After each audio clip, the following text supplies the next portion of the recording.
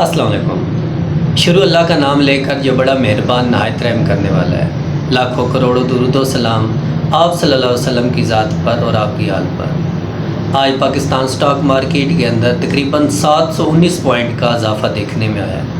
आज जो मार्केट ने हाई लगाया है वो 1,19,913 पॉइंट और आज जो लो लगाया 1,18,771 पॉइंट का लगाया है। और आज जो मार्केट ने क्लोजिंग दी है 1,19,691 पॉइंट की दी है। आज मार्केट के अंदर जो वॉल्यूम देखने में आया है वो 21 करोड़ 19 लाख का देखने में आया है। तो आज तकरीबन ज़्यादा जो हमें कमर्शियल बैंक में बेहतरी नज़र आई है और तेज़ी देखी गई है।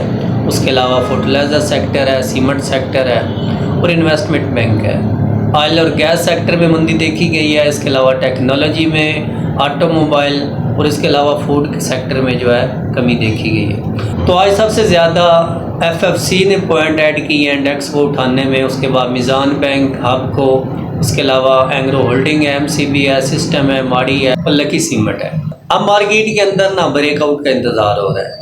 तो ब्रेकआउट किसी भी वक्त आ सकता है। जिस तरह मार्केट सस्टेन कर रही है तो उम्मीद है अगर ब्रेकआउट आता है तो पहला टारगेट हमारा 1,30,000 का होगा इंडेक्स का। तो हमारे पहले नंबर पे है जी एयरलिंक। एयरलिंक अच्छी कंपनी है तो आप शॉर्ट टर्म के लिए इसको ले सकते हैं। इसके अलावा दूसरे नंबर पे FZCM, तीसरे नंबर पे अलगाजी ट्रैक्टर, चौथे नंबर पे FRCL और पाँचवें नंबर पे TOMCL। ये सारी कंपनियाँ अच्छी कंपनी हैं, फंडामेंटली भी अच्छी हैं, स्ट्रॉन्ग कंपनी हैं। तो अगर आप चाहते हैं किसी भी कंपनी की मुकम्मल रिसर्च रिपोर्ट आपके साथ शेयर की जाए तो आप कमेंट कर सकते हैं। अल्लाह हाफ़िज़।